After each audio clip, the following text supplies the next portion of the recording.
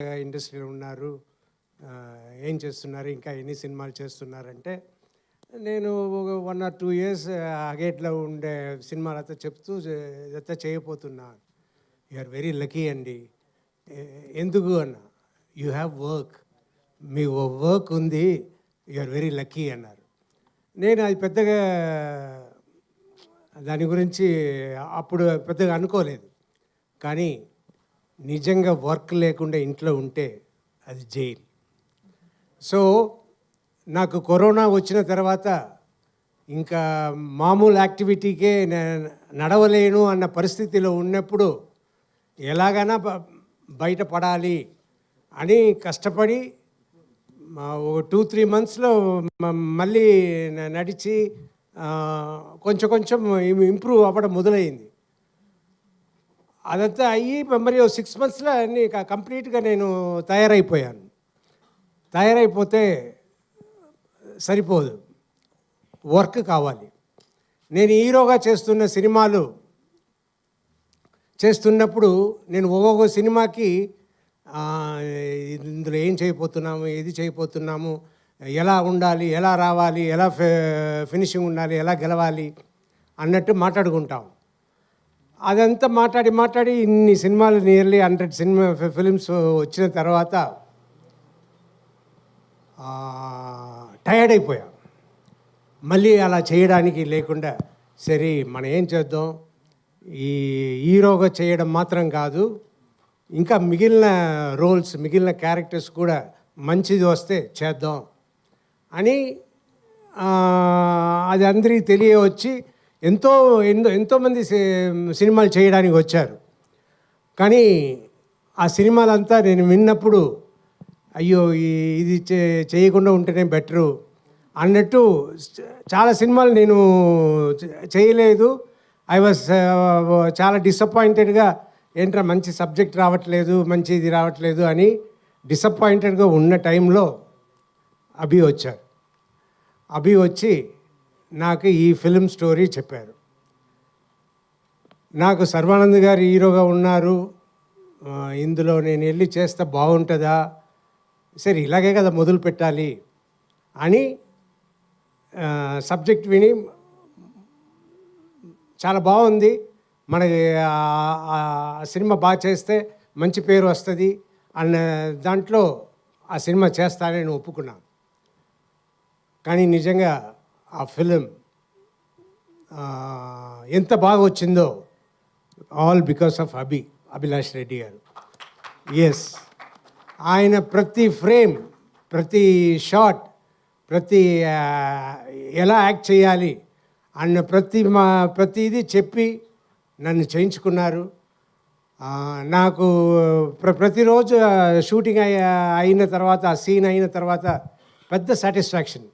ఆహా, ఇంత బాగా వస్తుంది అంటే మంచి వర్క్ తీసుకోవాలి. లేదంటే ఇప్పుడు ఇందులో యాటిట్యూడ్ చూపించండి అని అన్నప్పుడు నేను ఎప్పుడు మామూలుగా అందరితో నవ్వుతూ తిరుగుతున్నట్టు నేను ఉంటుంటే అది కాదు సార్, అక్కడ యాటిట్యూడ్ రావాలి, అది తెప్పించండి అని చెప్పి ప్రతి ఫ్రేమ్ నేను బాగా చేసేలా చేసిన అభి గారికి చాలా చాలా థ్యాంక్స్. అండ్ అదే ఈ సినిమా గెలుపు అవుతుంది. అండ్ ప్రొడ్యూసర్ అని చూస్తే వంశీ గారిని నేను ఇప్పుడే చూస్తున్నా. అంటే సూపర్ ప్రొడ్యూసర్స్, సూపర్ ట్రీట్మెంట్, అన్నీ సూపర్. ఇంత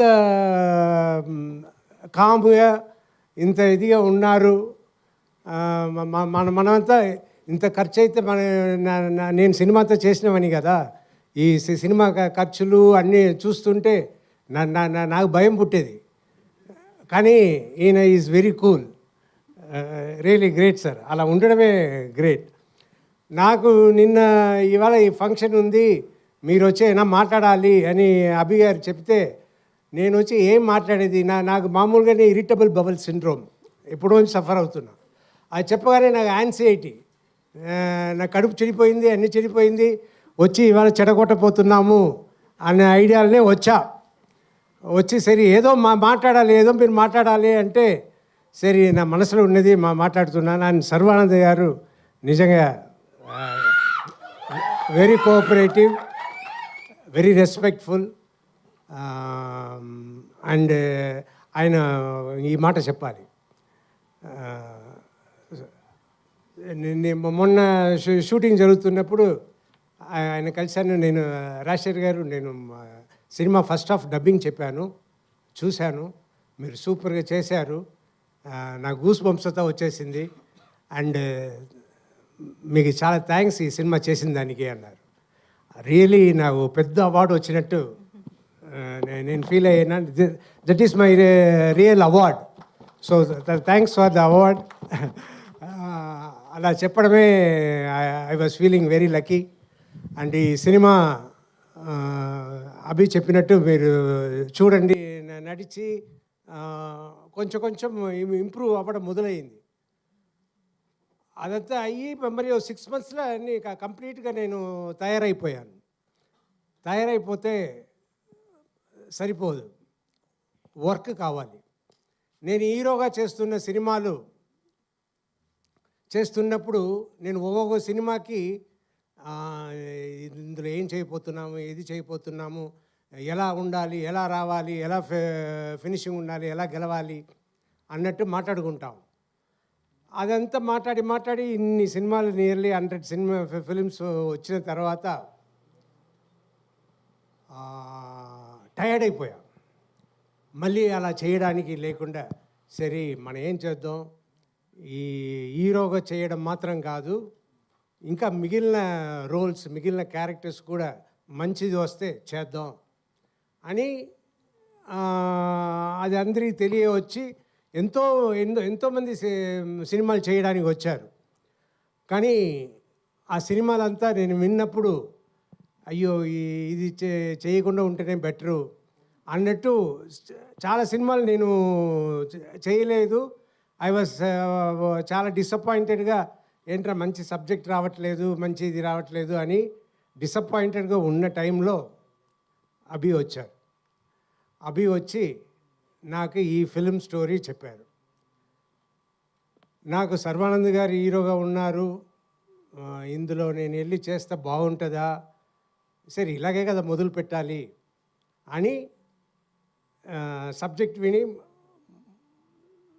చాలా బాగుంది, మనకి సినిమా బాగా చేస్తే మంచి పేరు వస్తుంది అన్న దాంట్లో ఆ సినిమా చేస్తానని ఒప్పుకున్నాను. కానీ నిజంగా ఆ ఫిలిం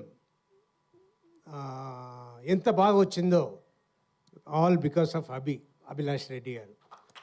ఎస్, ఆయన ప్రతి ఫ్రేమ్, ప్రతి షాట్, ప్రతి ఎలా యాక్ట్ చేయాలి అన్న ప్రతిదీ చెప్పి నన్ను చేయించుకున్నారు. నాకు ప్రతిరోజు షూటింగ్ అయిన తర్వాత, ఆ సీన్ అయిన తర్వాత పెద్ద సాటిస్ఫాక్షన్. ఆహా, ఇంత బాగా వస్తుంది అంటే మంచి వర్క్ తీసుకోవాలి.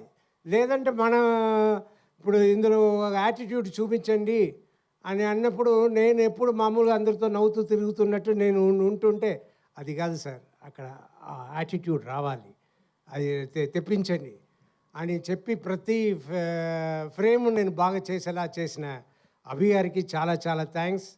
అండ్ అదే ఈ సినిమా గెలుపు అవుతుంది. అండ్ ప్రొడ్యూసర్ అని చూస్తే వంశీ గారిని నేను ఇప్పుడే చూస్తున్నా. అంటే సూపర్ ప్రొడ్యూసర్స్, సూపర్ ట్రీట్మెంట్, అన్నీ సూపర్. ఇంత కామ్గా, ఇంత ఇదిగా ఉన్నారు. మనమంతా ఇంత ఖర్చు అయితే నేను సినిమాతో చేసినవని కదా, ఈ సినిమా ఖర్చులు అన్నీ చూస్తుంటే నాకు భయం పుట్టేది. కానీ ఈయన is very cool, really great sir. అలా ఉండడమే గ్రేట్. నాకు ఇవాళ ఈ ఫంక్షన్ ఉంది, మీరు వచ్చి అయినా మాట్లాడాలి అని అభి గారు చెప్తే నేను వచ్చి ఏం మాట్లాడేది, నాకు మామూలుగానే ఇరిటబుల్ బబుల్ సిండ్రోమ్ ఎప్పుడో సఫర్ అవుతున్నా.